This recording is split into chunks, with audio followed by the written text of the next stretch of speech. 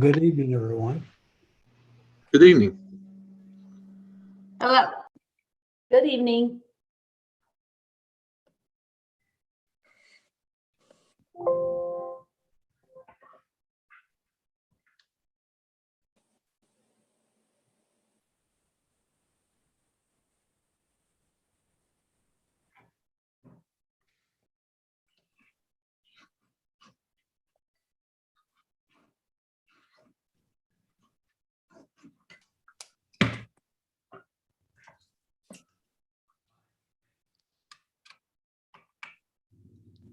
Good evening, David. Good evening.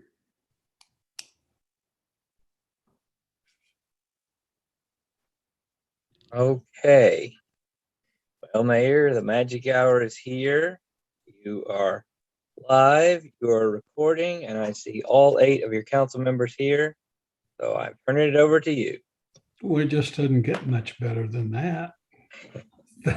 Thank you very much. Why don't we go ahead and call our meeting to order? And if I could ask Tammy if she would say the pledge on behalf of the council after a moment's silence.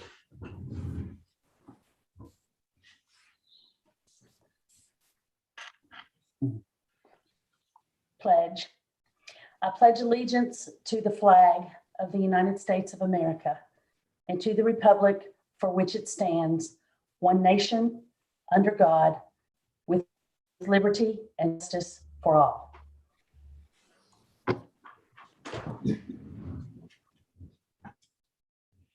Thank you, Tammy.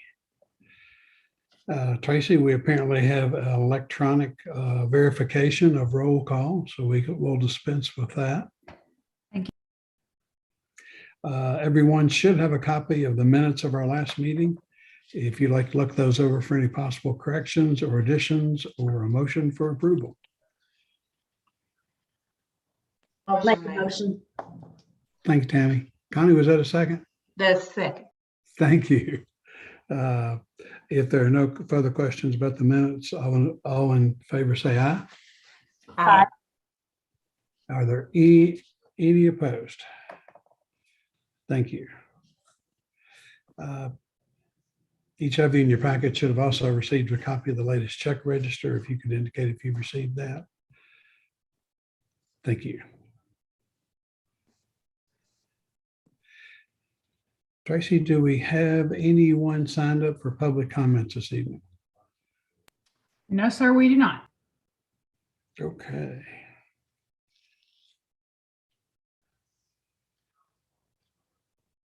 Well, I know you're surprised by the fact that I do have some mayor's comments.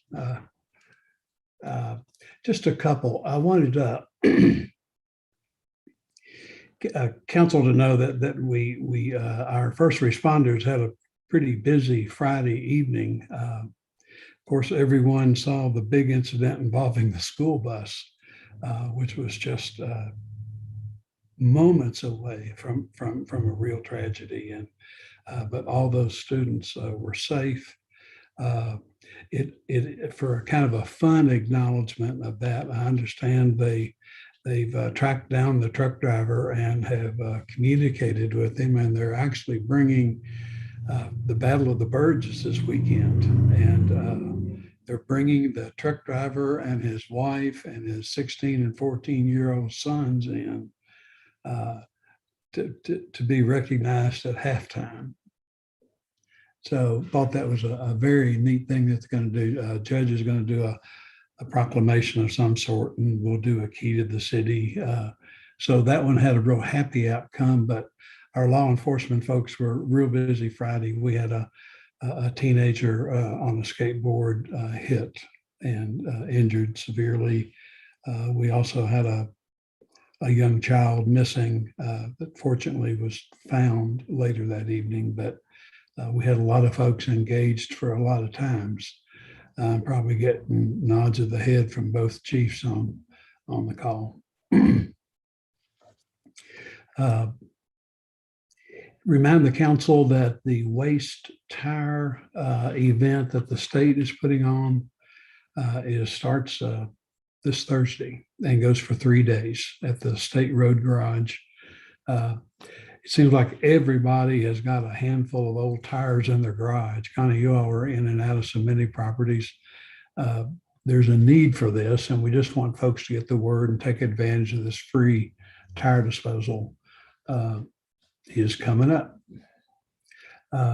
Before we meet again, we'll have Tree Week in Georgetown. That's the week of October the 9th, and there'll be a series of events this year, primarily at the library, and then we'll expand that in years to come. Just to kind of get it on your calendar ahead of time, our fire parade event is in October. I believe it's October 21st. Chief, is that right? Yes, sir. 21st. Okay. Thank you. So just a heads up for that. Also want to really emphasize, hope you all can attend the event that we're going to have this coming Friday at 2:00 to celebrate the groundbreaking of our South Sewer Line project. That's been a long time in the making.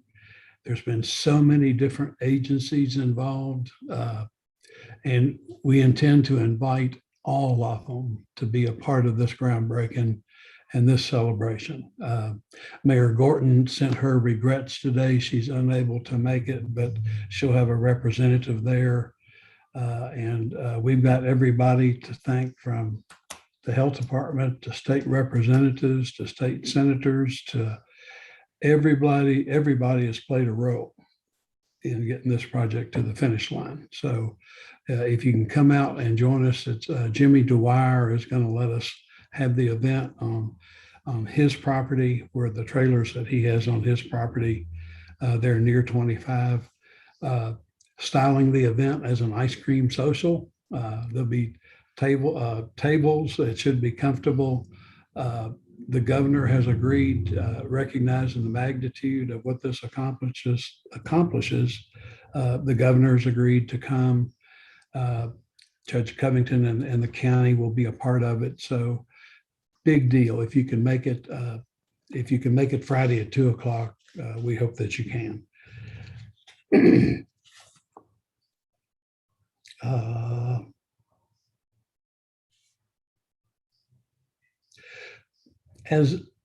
As an outcome of the racial coalition that's been working for over a year,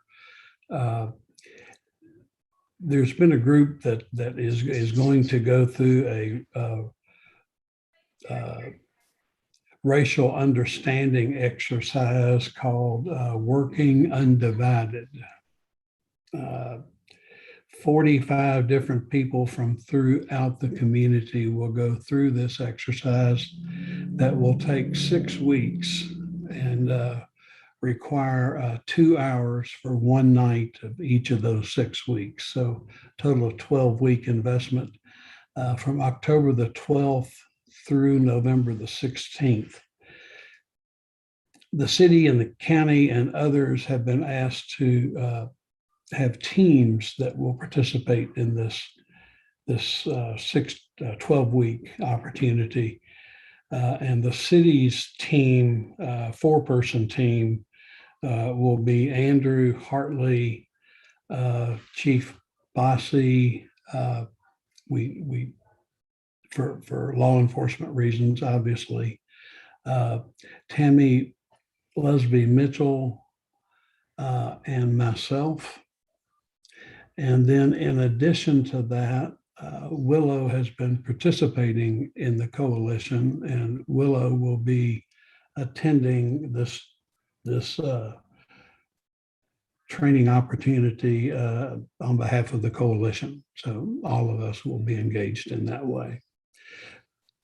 If it is as successful as it has been touted to be, then maybe it's something we repeat and others in the community can have the same opportunity.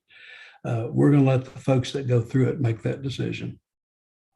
So I wanted you all to know that will be going on in the community.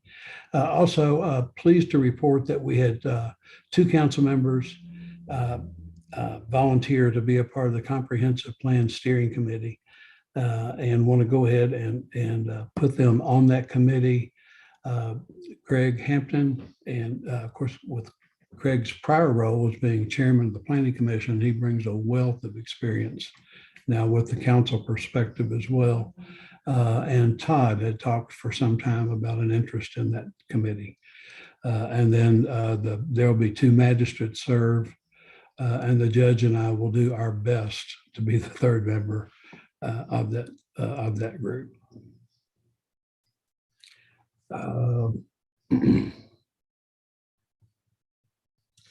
Also, let me close with a word about the work we've been doing on our gross receipts presentation. We have been working on other things with the council, and that's been a little bit quiet for the last month or 2. That does not mean we haven't been working diligently on it. We have been reconstructing the presentation that explains the concept of a gross receipts tax, so it's better understood. The new explanation does, I think, a much better job of explaining how unfair our current net profits tax is to small business in Georgetown. And I've said it before, we've shown it with the numbers, we'll show it again with this new presentation, that small business and medium-sized businesses in Georgetown have been paying far more than they should in terms of the net profits tax. It is inequitable, and that tax burden needs to be spread beyond just small business. And this plan will allow us to do that. We're going to look at this, but for two reasons. Number one, it is clear that the net profits tax is not equitable. It treats some people very differently than it does others. The larger your business, the less burden you carry. The smaller your business, the greater burden you carry. The numbers are very clear in that regard. And we think that warrants an examination, and it warrants a serious look at changing that to be more in favor of small business and entrepreneurs. The other thing is we have too many businesses that are not paying any tax. Far too many businesses are not paying any taxes. And this analysis will show that. And the final point is we need this gross receipts tax to generate some additional revenue for the years 2 through 5 of the financial plan that we've established that lets the city go ahead and take all the next steps that we've described in our 5-year plan. So the gross receipts tax will be coming back to you very soon. Its format will be is a 25-minute video that if in the video format, it can be shared. You can watch it on your own. You can pause it to look at graphs and charts when you need to. We've begun showing the video to an internal audience. By that, I mean, we want our economic development director to understand the plan before we bring it public. But all those things are happening so that we can be in a position to share it with the council very soon. And wanted you all to know that that is a very exciting step that I'm pleased to announce. Any questions about all that?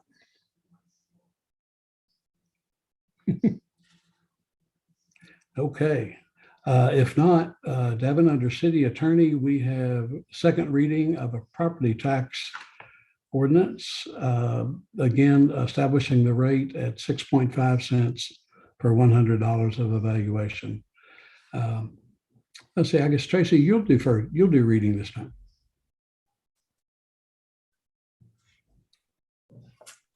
An ordinance providing for and making the real property, personal property, motor vehicle, and watercraft tax levy for city purposes for the fiscal year beginning July 1, 2021 and ending June 30, 2022 inclusive.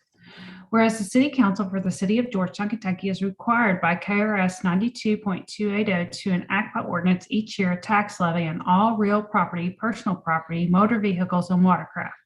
Now therefore be it ordained by the City Council for the City of Georgetown, Kentucky as follows. Section 1, that the following tax levy is hereby made for city purposes for the City of Georgetown, Kentucky for the fiscal year beginning July 1, 2021 and ending June 30, 2022 inclusive to wit. For the fiscal year beginning July 1, 2021 and ending June 30, 2022 inclusive, there is hereby made a tax levy of 6.5 cents, 0.650 on each $100 of assessed real property, 6.5 cents on each $100 of assessed personal property, and 16.8 cents on each $100 of assessed motor vehicles and watercraft, which tax proceeds shall be designated to the general fund for the general operation of city government. Section 2, all matters relating to the payment of the taxes imposed on motor vehicles and watercraft hereunder shall be in accordance with KRS Chapter 134.800. Section 3, that upon all taxes for real property and personal property levied herewith, which are unpaid on January the 1st, 2022, there shall begin to accrue, attach, and be added from said date a flat penalty of 15% onto the total amount of said taxes, then due and payable through January 31st, 2022, after which the flat penalty shall be 20%. Additionally, tax bills not paid before March 1, 2022 shall have added to them interest at the rate of 1% per month or fraction of a month until said taxes are paid. The penalty and interest as provided herein shall be added to said unpaid taxes and collected by the city finance director and or the city clerk. Should the real or personal property taxes herein become delinquent, the city financial officer, the city clerk, and or the city attorney are authorized to file suit to collect all delinquent taxes plus court costs and expenses, including a reasonable attorney fee incurred by reason of the delinquency. Section 4. If any section, subsection, sentence, clause, or phrase of this ordinance is held unconstitutional or otherwise invalid, such infirmity shall not affect the validity of the remaining portions of this ordinance. Section 5. All ordinances or parts of ordinances in conflict with this ordinance are hereby repealed. Section 6. The ordinance shall take effect upon its passage and publication according to law. Publicly introduced and read for the first time September 13th, 2021. Publicly read the second time September 27th, 2021. Thank you, Tracy. Is there a motion for approval? So moved. Thank you, Willa. Second, Mayor. Thank you, Mark. Motion's been made and seconded. Any questions or comments? Hearing none, why don't we call the roll, Tracy? All right. Mrs. Tackett? Yes. Mr. Stone?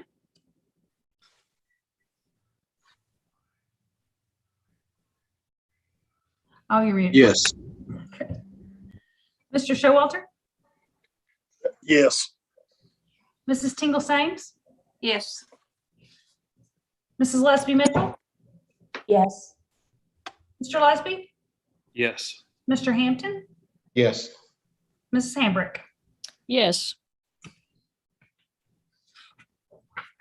Thank you. That carries. Also under city attorney is a resolution concerning section 3 of our community development block grant. And before I ask Devin to say anything about that, I first want to make sure the council saw the pictures that you got sent today of some of the Boston CDBG improvements. That's been a long slog, but to see those kind of improvements made to people's homes makes it all worthwhile. So Devin, thank you for sending those out. Yeah, and Mayor, this resolution just kind of, I guess, slipped through the cracks. We brought a bunch at the last meeting, and this one was passed for our CDBG project for construction.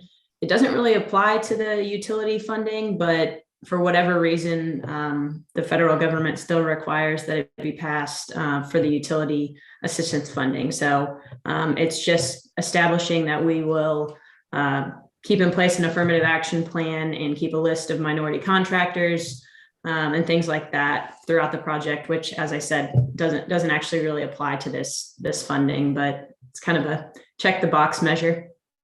Okay, thank you. Is there a motion for approval? Motion, Mayor. Thank you, Connie. Second. Thank you, Tammy. If there ain't no questions for Devin, all in favor say aye. Aye. Aye. Are there any opposed? Thank you. That carries. Let's see, item 8 on our agenda under finances, first reading of the first budget amendment of the budget year. And as we've indicated, we think we'll have several of these budget amendments throughout the year, since we have some unusual funding still continuing to occur. Stacy is on with us, and as usual, she sent out a great memo that explains all 10 points of what's being, or 10 or 11 points of what's being accomplished with this budget amendment. The things that I want to make sure that I draw your attention to and have a chance to discuss with you, because they're kind of policy matters, is we have included in this budget amendment funding for a risk manager position for the city of Georgetown. We've been had it recommended by our insurance carriers for several years that we hire a risk manager. In fact, we've learned from KLC that we are the largest city in Kentucky that does not have a risk manager. And that's not news to us. We've known that for a couple of years. We know that a risk manager can address a number of different functions that we really need more attention paid to. And I think the long-term dividends come from us paying lower insurance premium for the city, and us keeping our employees safer and having fewer lost days due to claims. We also know that we'll be eligible for some amount of discount, immediate discount on our insurance policies through KLC if we hire a risk manager position. So we think it's well past the time when we should have considered adding this position. And at the urging of KLC and our insurance carriers, we finally have suggested that be funded. What I want the council to know is you're voting on a budget that includes funding for that position. But later, you will have brought back to you a personnel ordinance and a job description. So the council will have a future action to actually create that position before we can go forward with it. We thought it'd be prudent to go ahead and fund it now while we work on those other steps. Mayor? Yes, ma'am. How much is our position? We've budgeted, I think, initially around $67,000 as a salary. I think we did include maybe up to 75 if we were able to get someone with extensive experience. But I think we were looking at the 67,000 for someone who maybe didn't have as much experience. And then, of course, the number you see in the budget amendment obviously reflects retirement, our most expensive medical plan, because we always budget for that just in case. And who do they answer to? Do they answer directly to the mayor, or how is that set up? This will be housed in human resources where it normally is housed. But I think that Stacy's going to get some real cross benefit that she can talk about from finance as well. Yeah, mainly with, obviously I handle all of the claims and insurance renewals for property and liability. So that's the piece of my position that would be able to be handled by the risk manager. But we have discussed that it would be under the HR wing, even though that one piece would be. And their job duty would be, how would you describe what their job duty is going to be? Megan's been working on kind of a draft job description, but in addition to insurance renewals, property liability claims, workers' compensation claims, a lot of our training of employees, whether it be bloodborne pathogens, drug-free workplace, there's a lot of trainings and things that can be done. There's a lot of OSHA safety inspections that could be done. Megan obviously does what is required by law, but there's a lot of driver safety, some additional things with workplace safety that could be accomplished by this position as well. So probably tracking, Karen, the way they've described it to us as other cities use it, track your insurance data and track your claims, see where your greatest risk exposures are, and then see what reasonable loss control efforts can be brought to bear. It's just like it works in the private sector, and we're now large enough to actually need that function to help us focus on reducing losses. Insurance companies are confident that long-term, these are positions that pay for themselves through just us having better workplace practices and keeping employees safer. And how much discount have Kentucky League said how much the discount would be to the insurance? I can't quantify that for you tonight, Karen. It's what, and also 2 years ago, when they first, 2 or 3 years ago, Stacy, when they first approached us, they actually offered to pay 20% of the salary for the first couple of years. And at that time, I just wasn't in a position to bring it to council at all. So we're going to go back and we're going to ask if any of those opportunities are still available to us. But we know the need exists. And so we've gone ahead and included it. And Megan did say she's been speaking with our insurance reps that I believe we don't know the dollar amount, but that it immediately reduces or either gives or reduces 10 points on our premium calculation. So we know there's a point system and it's 10 points to the good. We know that, but they're working on quantifying what that discount will be before we come back for the personnel ordinance. Okay. The other position is related to the expectation that our police department acquire body cameras. And that's a commitment that both the sheriff's department and the city police department made to the community back last year. When we were doing our work with the community coalition, the county fiscal court was in a position to fund that quicker than we were. And we had some personnel needs that we thought had to be taken care of.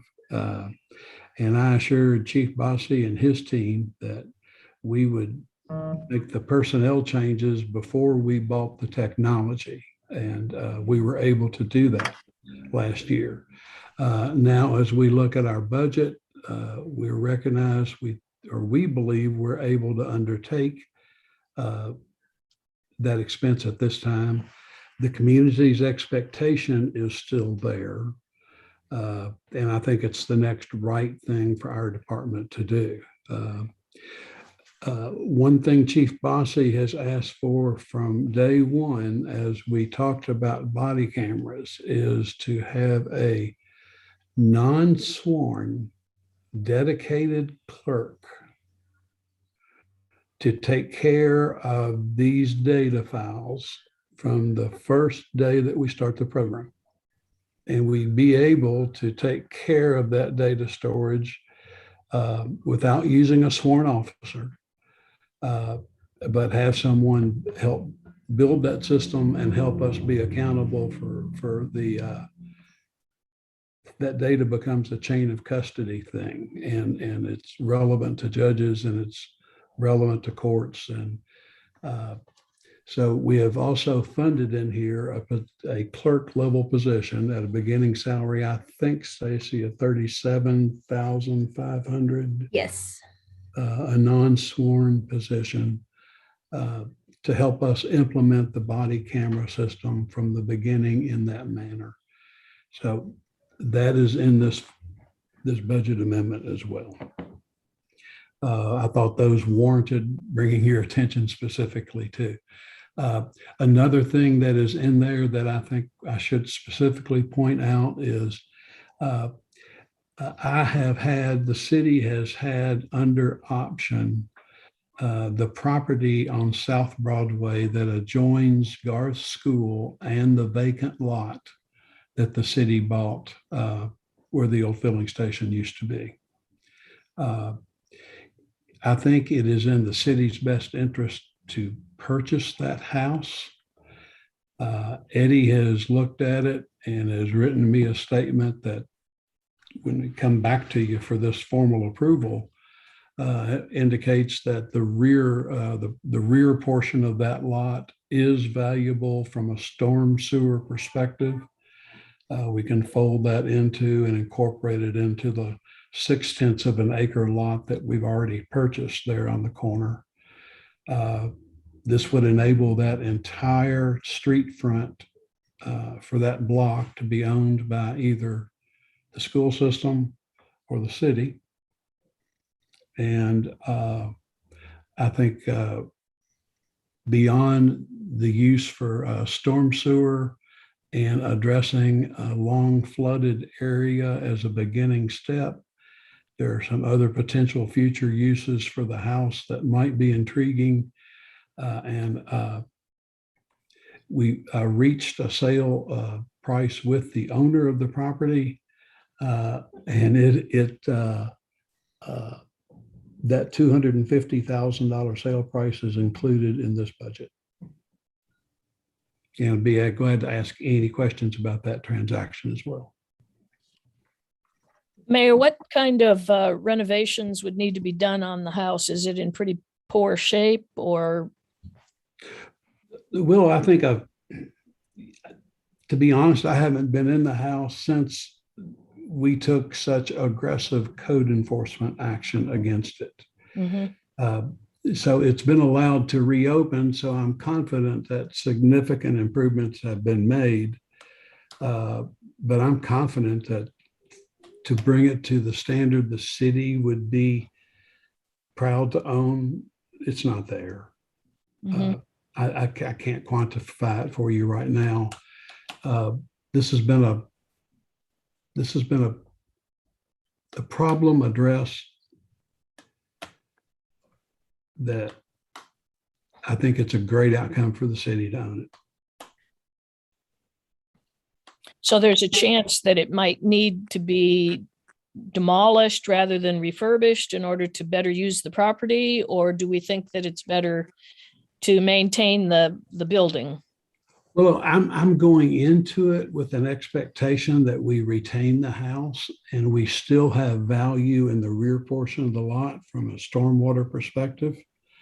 But if at any point our evaluation shows that that's just a money pit and not a good idea, then I would follow what would be the council's lead and we make a different decision.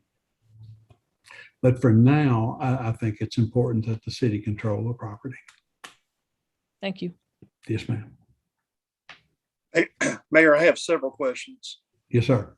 First of all, in regards to the property on South Broadway, is there currently somebody renting? Are there renters in the house at the present time? I think there are. There have been, most recently, there have been, maybe And I live close. Devin might be able to address it better than I can, but I have spoke with the owner in the past couple of weeks, and he was kind of in the process of not renewing leases and pulling people out of the house with the expectation that we'd be able to purchase it. Okay, that's my follow-up question. If there is a renter in the house, and if we do move forward, what kind of situation are we getting into there? But it sounds like you've just answered that. Mark, I don't want us to be in the landlord business, and I'm not going to ask the council to do that. Okay. I'll have a better plan for the house, but it probably won't be renters in it. Okay. Second question, going back to this budget ordinance. If this does pass at our next meeting, what is the time frame ultimately once we do get a clerk? If this passes and we do add a clerk to the police department, what's the time frame on ultimately adding the body cams? I don't have a good date on that. Chief Allgood might be able to help us. What I think we'd want to do is, when we were unable to move forward at the same time that the sheriff's department received their funding from the fiscal court, we would have done a joint selection process then. So I think the first thing we'll do is take a real hard look at what the sheriff purchased and what their process was and what led them to their conclusions. If we can collaborate in that regard, I think it'd be in our best interest to do it. So we'd want to take a look at that, not be completely limited to that. But I would sure think we'd want to look at that, Chief Allgood. Is that correct? Yes, sir. We've talked with the sheriff's department several times, since they had their cameras. We're looking at the same brand, Axon. It's pretty much the better or the best one out there that we can find. It has a lot of add-ons or things that come with it. So just an example, when an officer turns their blue lights on, it'll activate their camera. So there's not that worry that the officer would have to remember, on a high stressful call that he remembers to jump out and turn his camera on. It'll come on for him. There's other options too that you can get. If your firearm leaves your holster, it can, activate the camera as well. But as far as a timetable, we would do if we're, allowed to hire the civilian to be the maintenance person, I guess, we would do the proper background and everything, just like we would, any other employee, because, they would have access to a lot of pertinent and sensitive information. So I'm sure there'll be some training there possibly. And then also we would have to get Axon, if that's who we go with, to come and give us training, all the officers, on how to use it, how to store it, how to download the camera at the end of their shift. I'm sure the officers would have, a lot of different questions. So it'd be hard to say. I know it'd be several weeks, probably. Do you mind me chiming in quick on this? Sure. Just to remind everyone, we will have to put this out to bid. So by the time we advertise, develop specs, advertise, so we are looking at, the standard 2 to 5 weeks to put it out to bid, evaluate the bids. So I know there's always that one product out there that would be ideal, but we will have to follow our procurement standards to get the ultimate vendor. Yeah. Good point, Devin. And Mark, we also would part of the process will lie with us. We have to bring you back a personnel ordinance and a job description that takes 2 readings. So that takes 2 meetings just to create this clerk position, even if we put it in the budget at this time. So it's helpful to give you all a heads up that these things are coming, but it will take us a little while to execute everything. Has the county hired a clerk to deal with their camera system? If so, why not? And I'm not negative on doing it, but I just wonder what the difference might be, why they haven't. Yeah, and that's a conversation I think they're having a deputy do it. It's just a difference in philosophy. But you might discuss that with Chief Bossy if that was a question for you. Okay. And yeah, I don't know that down the road, those are things that might be done collaboratively.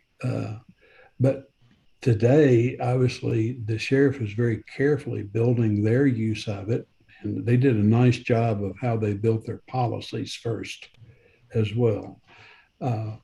We'll want to do the same.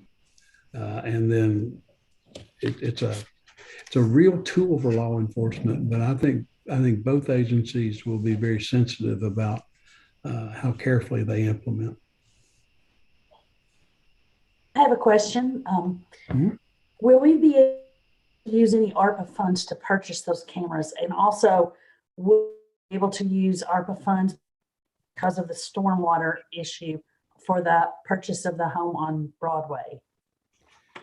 I'm gonna. Yes. Those are great questions that Stacy and I have gone through, and it's a part of her presentation. I kind of jumped in ahead of Stacy and wanted to make sure I drew your attention to these big ticket items. But Stacy, I'll let you answer that, and you can go on to the rest of what you should be explaining anyway. I'm sorry, Tammy, I got us way off track. No, that's okay. Like you said, those are the biggest items, the ones that definitely deserve the most attention. The rest of the budget amendments probably fairly simple. But to answer your question, Tammy, we have not received the final guidelines for ARPA. However, we have attended some online presentations with KLC. There are some guidelines that allow for ARPA funds to be spent on policing, certain items surrounding policing. So we feel tentatively right now that those can be funded by ARPA. That's what you see in this budget amendment. Obviously, if anything that we have allocated under ARPA at the time, or at this time, if we later feel with the final guidelines that it can't be, we would come back and tell you as soon as we know that. But stormwater infrastructure is something that is allowed under ARPA. So if we can get a stormwater benefit out of a certain property, we feel that will also be eligible for ARPA. Again, we're still waiting on final guidelines to be issued by the federal government. But based on what we've learned so far, what Andrew's researched, what I've heard in my sessions with KLC online, we feel that both of those items should be able to be funded with ARPA. Tammy, to go a step further, we do think that if we end up needing to pay for those out of the general fund, that we're capable of doing so if we can't use the ARPA funds. And also, they are not large chunks of ARPA money that we've committed to having a public hearing for the balance of those funds. I think the majority of the funds that you see being spent in this amended budget, some portion are ARPA funds, but the majority are funds from prior year revenue, because we have grown prior year revenues very dramatically. When we're very conservative with revenue estimates, and then we end up outperforming those, or we end up tracking expenses and end up not spending all of an expense line item, those things fall to our reserve when what we consider outperforming the budget, when we spend less than we thought we would, and when we take in more than we thought we would, we grow our fund balance. So we have, and sometimes we don't know that until we look back retrospectively with an audit, given some of the way our net profits taxes work and the way some credits work. But we have grown our cash reserves, and we can take this step of funding them from prior year revenue. It's a very safe thing to do in this regard, given that we have grown the reserves to the extent that we have. And it would have been the equivalent, Stacy and I discussed, of just spending it, acknowledging it 6 months ago and acknowledging that revenue 6 months ago in a budget, but we didn't. Thank And a you. lot of the, I'm sorry, go ahead, team. A lot of the expenses you'll see on this budget amendment are one-time expenses. We have the 2 additional positions in there, but the vast majority are one-time expenses, which are especially the kind of expenses you can feel safe in spending prior year revenues or fund balance on, because they're not recurring. So I believe Andrew gave me permission. I'm going to share my screen and quickly go through the rest of this budget amendment. So I hope that you all can see this. I apologize. I've got a giant monitor at home, so I'm not sure what it looks like on your end.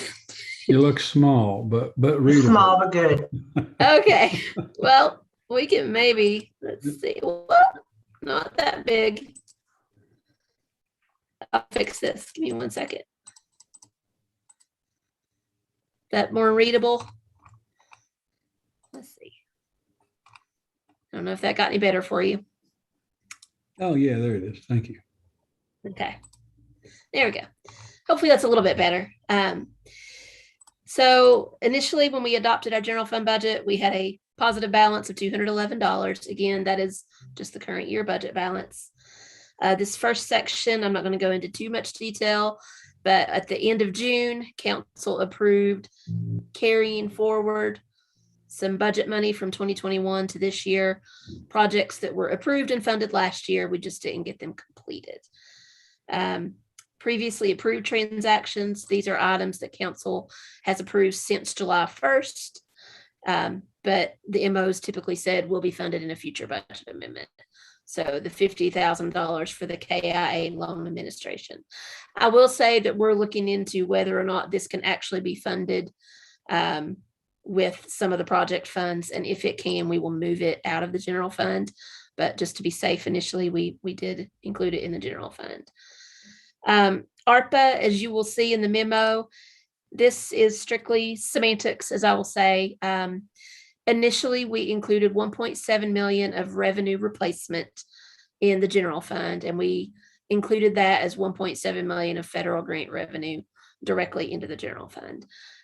We have chosen to set up a separate fund for ARPA, since it's going to be around for a few years, to administer and monitor those funds. So we will either transfer money from the ARPA fund to the general fund, or we'll move the expenses from the general fund to the ARPA fund, depending on what the guidance allows once we know more. So this is just really moving it from one line to the other, but and net zero effect on the general fund budget. The new request, we've already talked about the risk manager in detail. The interns that you are voting on in the next personnel ordinance, we had budgeted for those under professional services. I didn't know if they would be 1099 employees, but we are adding those positions. They will be paid through payroll. So this is simply moving this money from professional services to salaries. The technology budget, that is another line item that's quite large. I'll possibly let Andrew chime in, but there are a lot of projects that we've asked NetGain to review that are upcoming, things such as going cloud-based, security risk. They are performing, I believe we approved a cybersecurity risk assessment audit that NetGain is working on right now. We do expect them to come back with recommendations on things to do. This is a citywide technology line item, and we would come back to you for any costs that are over $10,000 for approval before moving forward with those items. If Andrew wants to add anything to that, he can.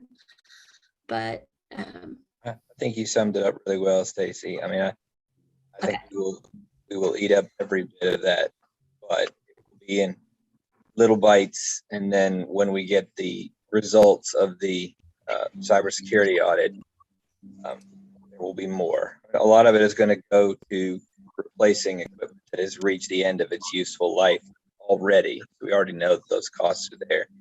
Any additional security recommendations we get from that, Kane will, hopefully that will cover that. And again, this is just having those funds available. So when we do come back to you for approval of each project, that we're not constantly having to just keep adding to the budget. It will be available for those projects. We've already discussed the administrative position for police. VOCA, you will see here and in the grant fund, a couple of adjustments for the VOCA fund. You have a resolution coming up later in the agenda to accept that grant.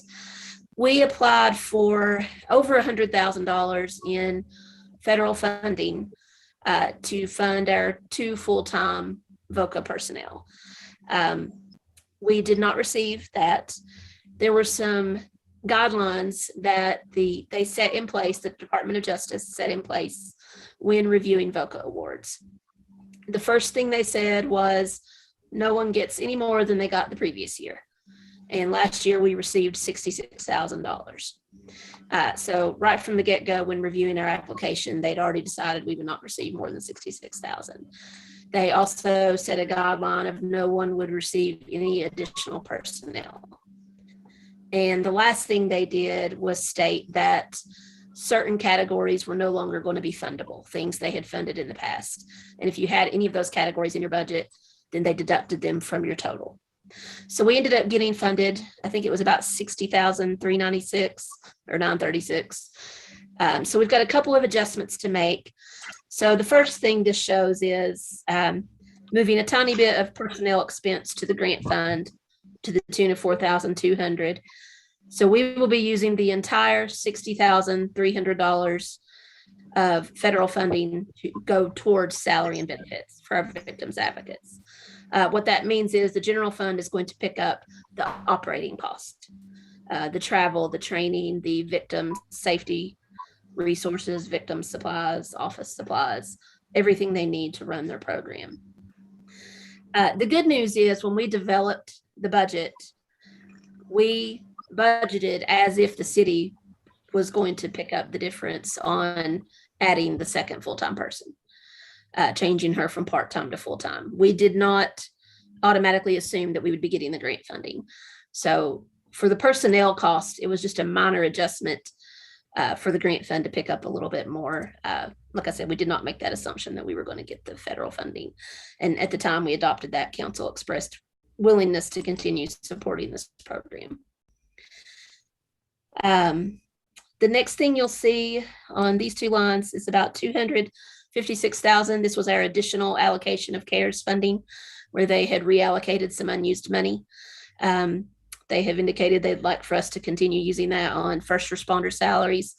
It's been an easy, clean way to spend that money. So this relieves $256,000 from the general fund budget that will be covered by CARES Act. We've already talked about the interns, same thing for public works, for engineering. Engineering, the sidewalk cost sharing program. I know Devin has been working on this. In the past, the city has had a 50-50 cost sharing program where we would notify our citizens that their sidewalks need to be repaired, offer them this assistance so that they are only out half the cost. And that's part of what the public works interns are doing. We're building that database of the sidewalks that cannot just be, I think it's shaved down. I think there was a process we were looking at where you shave down the sidewalks. So this would go to fixing the sidewalks that can't be fixed from that method. So the more severe, or if anyone else wants to add anything to that, I'll let them. But we put $100,000 in as kind of, I'll say, the first step to see if we can get this pilot program going. And I believe others have. Go ahead. We know I was just going to note that. Sorry, go ahead, Mayor. We've got a lot of bad sidewalks all over town. We know that. And we've talked about, we could send out notices to so many people at the same time, and all we would generate is a bunch of angry people, and you all get a lot of phone calls from angry citizens. So we thought this would be a better way to approach it. It's still going to be kind of a code effort to get people to improve their sidewalks, but include some assistance along with it. I'm sorry, Devin, go ahead. No, you're good. You covered it well. I was just going to say that, this budget allocation is being made through this ordinance, but we'll also bring back a municipal order kind of establishing the program guidelines so that the council understands what's involved and what will be expected of property owners to take advantage of the program. So that'll probably come back either next meeting or the one after that. So Eddie's got a pretty good inventory put together, and we'll kind of take the top offenders first and go from there as funding allows. Yeah, and the last thing I'll say, I wasn't here the last time we had this program, but others have said, I think the last time we had this program, we had put in about 50,000, and then it probably went rather quickly. So I think the 100,000 will hopefully be used quickly, and the program will be successful. Yeah, I think the people really like having the opportunity to get their sidewalks fixed, and the city, kind of joint venturing with them. It's a good program. Lastly, this was something that was not budgeted in Eddie's engineering budget. We have a lot of street lamps that need to be repaired in Scroggins Park, and we received a quote. We don't know how much it would cost to repair each light without the electrician getting up there, seeing what's wrong. But we've been working on converting to LED lights, and so this is the cost to just go ahead and convert those street lamps to LED in Scroggins Park. There's about 14 lights that would need to be converted, I believe. And that's a project Eddie's been working on. Obviously, we want safety in the park with the lighting. The second is the grant fund. Again, previously approved transactions, just adding in the CDBG CV funding that we've accepted, the CARES Act funding that we've accepted. The grant updates section, this is simply to adjust. When I develop the budget, I make my best estimate at how much grant money we're carrying forward. But if we spend a little bit of it between May and June, I have to update my beginning of year numbers. So this is just updating the CMAQ budget for funds that were spent prior to June 30. Same thing on the CDBG grant. We spent some money before June 30. And again, the ARPA money that we had budgeted in the grant fund moving out to its own fund. And then again, the VOCA adjustment increasing just a little bit for that additional personnel on the grant. The ARPA fund we've already talked about. We did receive on July 28th the first half of our funding, which is approximately $4.5 million. We had previously budgeted $650,000 for stormwater projects and sewer projects, and $1.7 million for the revenue replacement. We have had the rain barrel cost sharing program that council approved, and as discussed tonight, the new items, the body cameras and the purchase of the property for stormwater improvements. The environmental services fund, these are all simply carry forward items from last year's budget, just contracts and projects that we approved near the end of the year that needed to be carried forward. The cemetery fund, we had failed to budget some uniform allowance for 2 new employees that you had added. So he requested that this be added to the budget. The other adjustment is simply moving funds from personnel to professional services. We've hired one of those vacant positions at the beginning of August, but are still in the process of hiring the second. So he's had to hold on to the temp help a little bit longer than expected. So we're moving funds from personnel to professional services. I believe we calculated this through December 1st, just to make sure we got somebody hired. We don't expect it to go any longer than that. And then of course, the cost difference is split between city general fund and the county. And lastly, the capital projects fund, bringing in our KIA loan proceeds. The city will be managing the receipt and expenditures of those funds directly, and updating our balance on the CMAQ project. So Well, as that is all I previously have. as previously approved transactions go, that $23 million one's pretty significant. Yes. Okay, well, thank you for that detailed explanation, Stacy. Tracy, would you give us first reading of that ordinance in ordinance form now? Yes, sir. An ordinance amending the annual budget ordinance for fiscal year July 1, 2021 through June 30, 2022. Summary, general fund. Prior year revenues are increased by $515,507. Federal grant revenue is decreased by $1,750,000. Transfers from other funds are increased by $1,750,000. General government expenses are increased by $320,000. Police expenses are increased by $22,690. Fire expenses are decreased by $91,944. Public works expenses are increased by $2,575. Engineering expenses are increased by $103,925. Transfers to other funds are increased by $158,261. Grant fund, prior year revenues are decreased by $2,000. CDBG-CB revenue is increased by $200,000. CDBG revenue is decreased by $92,000. Federal grant revenue is decreased by $416,849.55.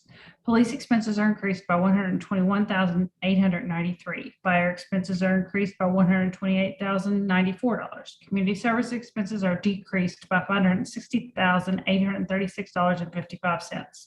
ARPA fund.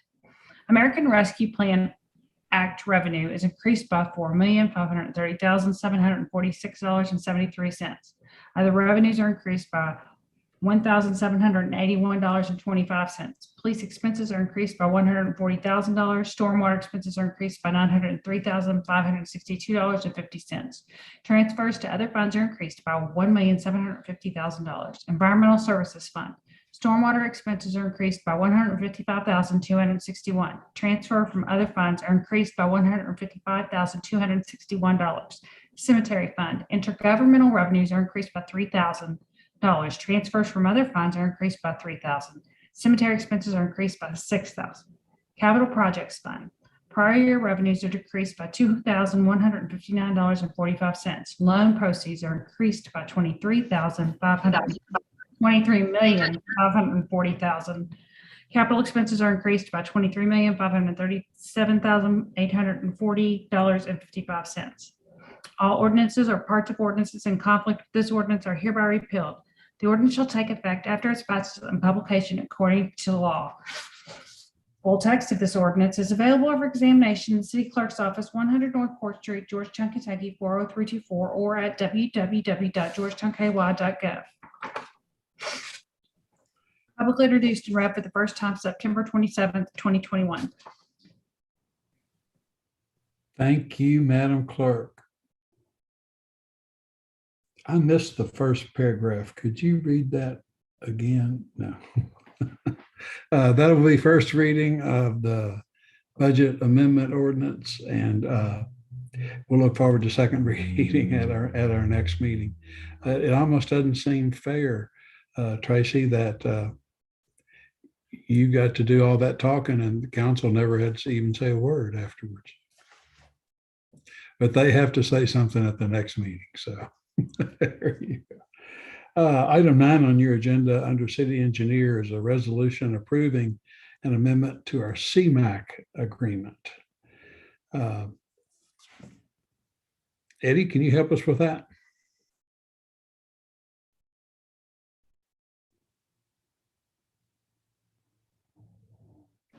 Sure, Mayor. Sorry, I was on mute. Yeah, all right. This is part of the Cardinal Drive project. That's the road widening project in front of the high school.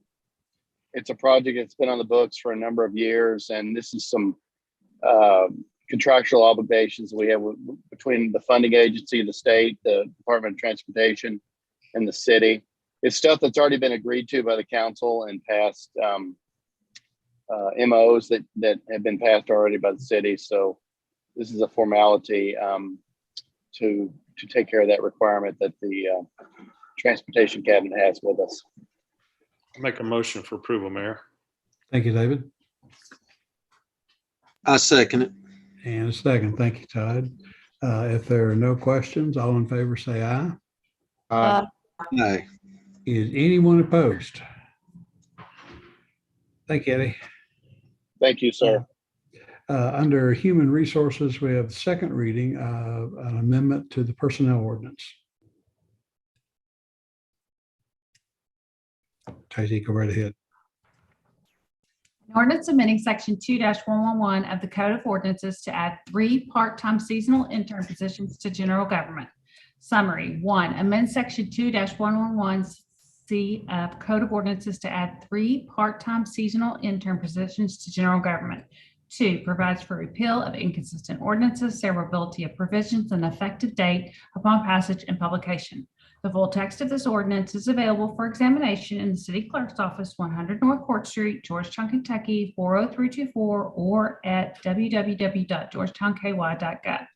Introduced and publicly read for the first time September 13th, 2021. Publicly read the second time September 27th, 2021. Motion, Mayor. Thank you. Motion's been made. Thanks, Connie. Second. And second. Thank you, Willow. If there are no questions about this, Tracy, when you're ready, you can call the roll. All right. Mrs. Lesby Mitchell, Yes. Mr. Lesby, Yes. Mr. Hampton, Yes. Mrs. Hambrick, Yes. Mrs. Tingle Sames, Yes. Mr. Showalter, Yes. Mr. Stone, Yes. Mrs. Tackett. Yes. Thank you all. That carries. Item 11 on our agenda is a resolution accepting the VOCA grant. I think that one's already been pretty well explained. Is there a motion to approve accepting the VOCA grant? So moved, Mayor. Craig with the motion. Tammy, you had your hand up. Was that a second? Thank you. Okay. All in favor of that, say aye. Aye. Are there any opposed? Thank you. Hey, it's council comment time. So I never know exactly how you all were on the screen, but I normally start upper left, and that always gets Karen. Karen, you're always upper left on this thing for some reason. But I'm going to actually go the other direction and just shake myself up. Let's see, going that way, it would be Todd. Thank you, sir. Look forward to being on the steering committee for the comprehensive plan. Also, I'm gonna have a little bit more time to be able to work with that and any other things that come up. So I've got a job issue going on. I'm fixing to leave that, so I'm gonna have a little bit more free time. So that'll be a good thing. So look forward to it.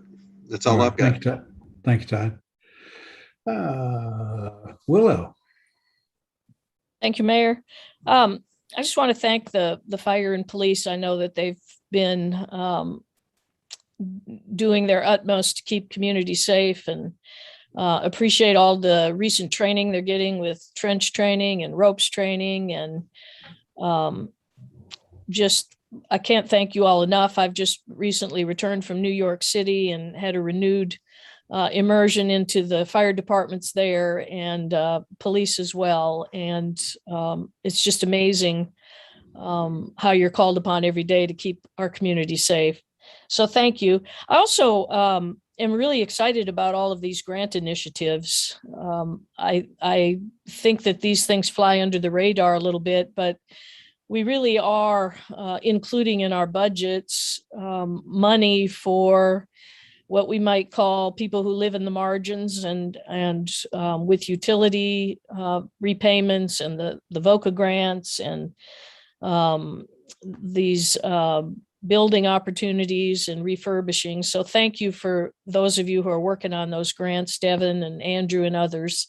I appreciate that very much. And I also am looking forward to being in this undivided training, being a part of this community coalition. I think, Mayor, it's been going on about 1.5 years now. maybe it's been quite a commitment Yes. of time weekly, but I think a very important commitment. And I think this training is showing our further commitment to racial equity and making sure that we understand what that means and how to implement it throughout community government. Thank you, Mayor. Yes, ma'am. Thank you. David. Mayor, a couple things. I replied to Devin's email today, and I know some others probably did as well, but things like that are outstanding for our community, but more specifically that neighborhood. And to me, that goes hand in hand with the training that we're talking about doing, something that we've been working on for a long time. So I'm thrilled to see that investment in the Boston area. And I'm sure that the residents are as well now at this point. I know it was a little bit of a bumpy road at first, but you all hung in there and got it done, and that's outstanding. So, Mayor, thank you to you and your team and getting all that taken care of. I'm also excited about the house down on Broadway. The questions that I'm hearing are questions I think that we're all probably wondering as well, how bad is the house? I mean, it's been a problem for a long time. Code enforcement's had to deal with it. There've been drug related issues with that house.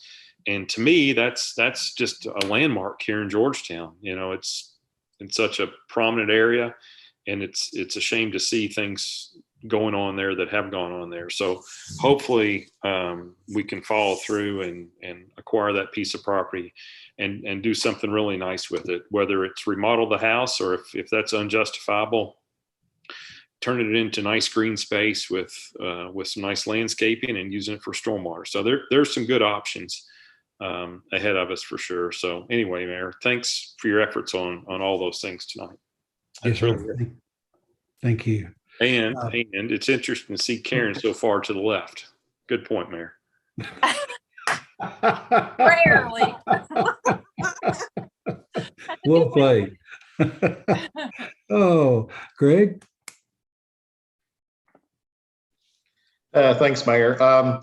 Again, I look forward to serving on the Comprehensive Plan Steering Committee. I think, I served 8 years on planning and zoning and 8 years on the Board of Adjustment. So I think that will serve me well in putting that knowledge to work. Also, I'd like to give Stacy a shout out. She did a great job with the budget amendment and explaining that to us all, and I'd just like to commend her on that. Thank you. Appreciate it. Thank you very much. Stacy's level of detail is pretty remarkable, but I think things are so complicated right now, Greg, that's the only way we can do that.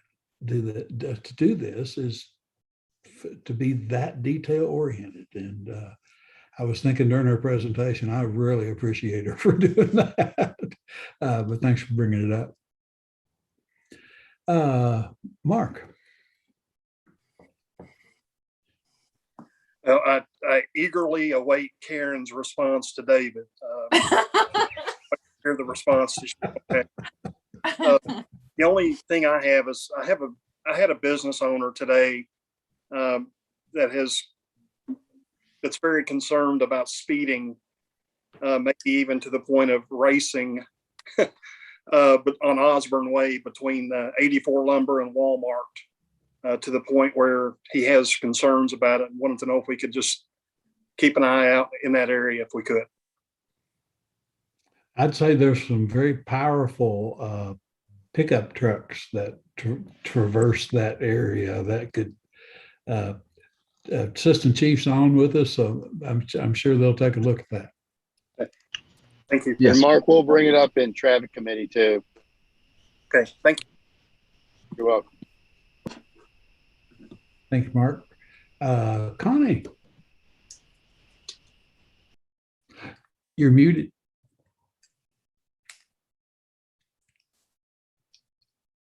You're still muted.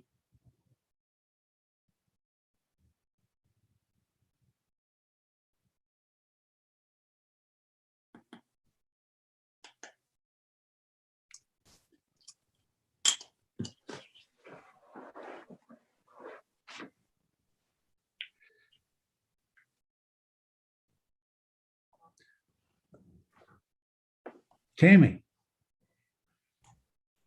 I just wanted to say thank you, Mayor, for inviting me to be involved in the Community Coalition. I look forward to that. And hopefully we'll find out some good information and be able to bring it back to the council. It's, something we've made, personally, I've made a promise to become more involved in, and I hope that we as a council can as well. And really, that's all I had. Thanks for a great presentation tonight. And smooth explanation, and so that it was real easy for us to understand exactly what we were looking at to vote on next time. Good, thank you. And I got a text from Connie. She got kicked off. She said she's good, but thank you, Connie. Karen. I don't have any council business or anything. This week's been kind of quiet as far as people coming to me. But to respond to David's comment, this is the only way you're going to find me on the left is on this Zoom board. But that's all I have. All right. Well, that's a good way to end the meeting. If there's nothing else to come before the council, we will stand adjourned. Thank you all very much. Take care.